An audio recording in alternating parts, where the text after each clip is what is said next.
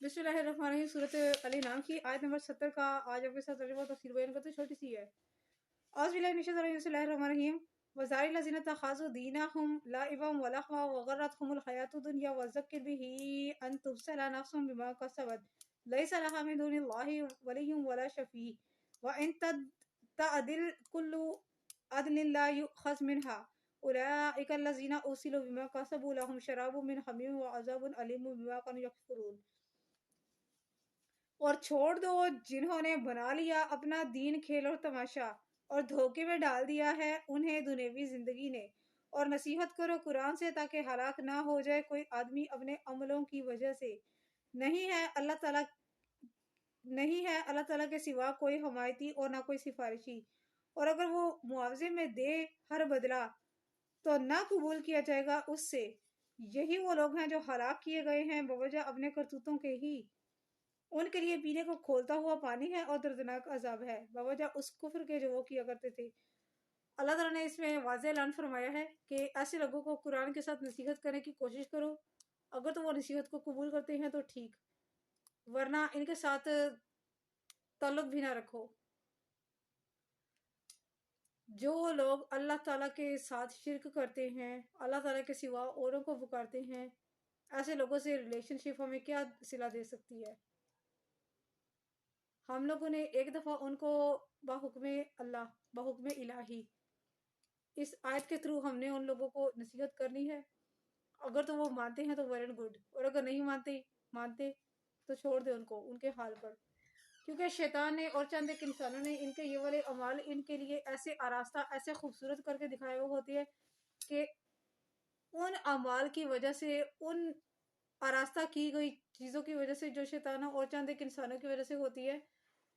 इनके कानों पर, आंखों पर और दिल पर अल्लाह ताला मोहर कर देता है कि कानों से वो नसीहत को सुन नहीं सकते और आंखों से वो लोग देख नहीं सकते, जज नहीं कर सकते कि मेरी आंखों को बज़ाहिर ये शिर्क और कुफ्र वाले अमाल कितने अच्छे लग रहे हैं, तो वो उनको अच्छे ही लगते रहते हैं क्योंकि अल्लाह ताला ने उनको मोहर तो कर दिया होता है और उनके दिलों पर पर्दा है कि वो लोग समझने की, महसूस करने की सलाहियत नहीं रखते। आयत नंबर 71। कुल अनदउ मिन दुनिल्लाहि मा ला यनफउना व ला यदुर्रुना व नुरद्दु अला अअकाबिना बअद इज़ हदानल्लाहु कल्लज़ी इस्तहवतहु अश्शयातीनु फिल अर्दि हैरान लहू अस्हाबु यदऊनहु इलल हुदा तिना कुल इन्ना हुदल्लाहि हुवल हुदा व उमिरना लिनुस्लिमा लिरब्बिल आलमीन।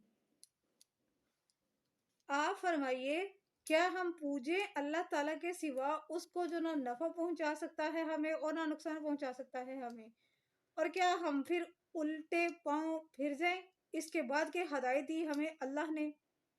मिसल उस शख्स के भटका दिया हो उसे जिन्नात ने मतलब जमीन में, और वो हैरान और परेशान हो, उसके साथी हों जो उसे बुला रहे हों हदायत की तरफ कि हमारे पास आ जा। आप फरमाइए, अल्लाह की रहनुमाई ही हकीकी रहनुमाई है और हमें हुक्म दिया गया है कि हम गर्दन झुका दें सारे जहानों के रब के सामने। बेशक इसमें तफसीर की तो वैसे कोई ज़रूरत नहीं है, लेकिन मैं आपके साथ बयान करती हूँ इसको, थोड़ा और इजी मजमून इसका मैं आपको करती हूँ। होता यूँ है कि एक आदमी है, ये अल्लाह ताला के अल्फाज हैं और ये तफसीर से है। एक आदमी है जो अपने घर से निकलता है, चलता है या कहीं कहीं भी बाहर जाता है किसी भी काम के लिए, तो रास्ते दो किस्म के आते हैं, जाहिर है एक उल्टा और एक सीधा। इंसान जो राइट साइड पे है, जाहिर है असहाबुल यमीन, दाएं हाथ वाले जो लोग हैं वो उसको नसीहत कर रहे होते हैं उस बंदे को कि इधर आजा इधर आजा।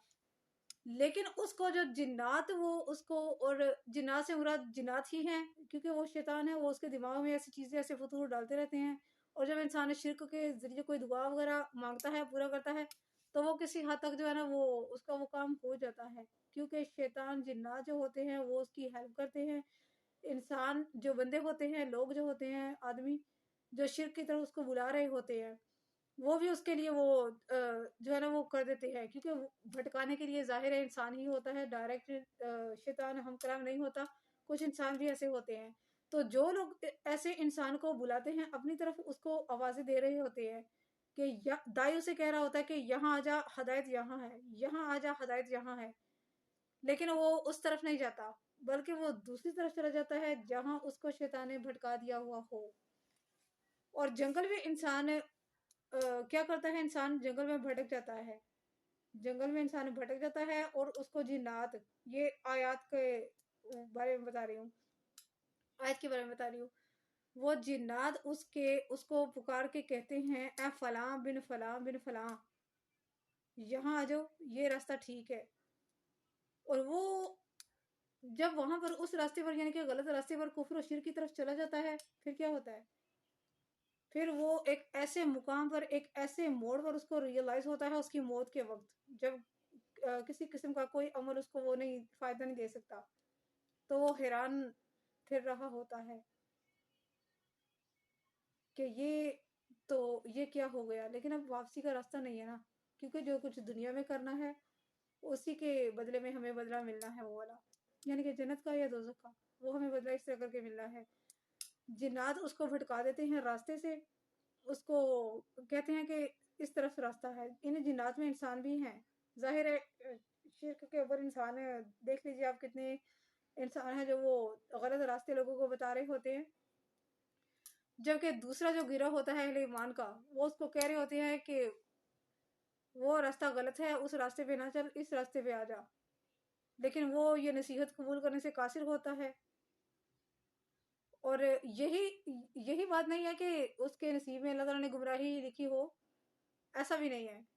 تھوڑے بہت جو ہے نا وہ انسان کو خود بھی کرنے ہوتے ہیں۔ اللہ سے پناہ، اللہ کی پناہ میں رہنا، اچھے لوگوں کی محفل میں بیٹھنا۔ ابن عباس رضی اللہ تعالیٰ عنہ اس آیت کے بارے میں فرماتے ہیں اللہ تعالیٰ نے باطل معبودوں ان کی طرف دعوت دینے والوں اور ان حق پرستوں کی مثال ایسے بیان کی ہے جو صراط مستقیم کی طرف بلاتے ہیں۔ ان کی مثال ایسے شخص کی ہے جو راستے سے بھٹک گیا اور سرگرداں ادھر ادھر منہ اٹھائے پھرنے لگا۔ کوئی پکارنے والا اسے پکارتا ہے اے فلاں ابن فلاں، اس غلط راستے کی طرف آؤ، اور اس کے دوسرے ہم سفر اسے بلا رہے ہوتے ہیں کہ اے فلاں اس سیدھی راہ کی طرف آؤ۔ اگر وہ پہلے دائی کی بات کو تسلیم کر لے اور اس کے پیچھے پیچھے چلنا شروع کر دے تو نتیجہ یہ ہوگا کہ وہ اسے ہلاکت کے گڑھے میں پھینک دے گا۔ اگر اس نے حق و ہدایت کے دائی کی آواز پر لبیک کہی تو وہ راہ ہدایت کو پا لے گا۔ پہلا دائی جنگل کے جنوں میں سے شیطان ہے، یہ ایسے شخص کی مثال ہے جو اللہ تعالیٰ کو چھوڑ کر ان معبودان باطلہ کی پوجا شروع کر دیتا ہے اور اسی میں اپنی مسلحت سمجھتا ہے۔ جب موت آئے گی تو اسے سخت ندامت اور ہلاکت کا سامنا کرنا پڑے گا۔ یہ راہ سے بھٹکانے والے شیاطین جنات ہیں جو اسے اس کا اور اس کے باپ دادا کا نام لے کر پکارتے ہیں، چنانچہ وہ ان کی پیروی کرنے لگتا ہے اور اس سے اپنا مفاد وابستہ کر لیتا ہے۔ نتیجہ یہ ہوا کہ شیاطین اسے ہلاکت کی گھاٹی میں پھینک دیتے ہیں اور بعض اوقات اسے نگل جاتے ہیں یا کسی بے آب و گیاہ جنگل میں بھوکا پیاسا چھوڑ آتے ہیں جہاں وہ پیاس کی وجہ سے موت کی آغوش میں چلا جاتا ہے۔ تو یہ مثال ایسے گمراہ کی ہے جس نے معبودان باطلہ کی پرستش کی۔ ظاہر ہے جب موت کا وقت قریب ہو اس وقت اللہ تعالیٰ سب کو دکھا دیتا ہے، یہ یہودیوں کو بھی اس بات کا پتہ ہے، بنی اسرائیلی جو لوگ ہیں نا یہود و نصارہ، ان لوگوں کو بھی اس بات کا پتہ ہے کہ جب انسان مرنے والا ہوتا ہے تو ساری کی ساری، کیونکہ بائبل تورات انجیل وغیرہ میں یہ لکھی ہوئی ہے ساری چیزیں، جو ہوتا ہے تو وہ مرنے سے کچھ سیکنڈز کچھ منٹ پہلے یعنی کہ جب آخری سانسیں چل رہی ہوتی ہے بندہ کچھ کرنے کے قابل نہیں ہوتا، وہ ساری فلم اس کو دکھا رہی ہوتی ہے، دکھائی جا رہی ہوتی ہے اس کو والی فلم، اور تب وہ اس کو کوئی فائدہ نہیں دیتا، اس کو حقیقت اس کے سامنے کھل جاتی ہے کہ ایک اللہ ہے، نبی کریم صلی اللہ علیہ وسلم اللہ تعالیٰ کے رسول ہیں، باقی انبیاء کتابیں سارا کچھ توحید اس کے سامنے ظاہر ہو جاتی ہے۔ لیکن وہ پھر افسوس کرتا ہے کہ یہ میں نے کیا کر دیا، یہ تو میرے سے غلطی ہوگی، لیکن اب کوئی فائدہ نہیں ہے ایسی غلطی کا، لہٰذا جو کچھ کرنا ہے اس دنیا میں کرنا ہے اور ابھی کرنا ہے، ابھی ٹائم تو ویسے بھی نہیں بچا ہمارے پاس۔ تو یہ تھی میری آج کی ویڈیو، بقیہ کروں گی آپ کے ساتھ انشاءاللہ کل۔ یہ ترجمہ تصویر کمپلیٹ ہو گئی ہے دونوں آیتوں کی، 70 کی اور 71 کی، بقیہ انشاءاللہ کل اگلی آیت کروں گی۔ صدقہ جاریہ سے شیئر کر دیجیے گا، جزاک اللہ خیر۔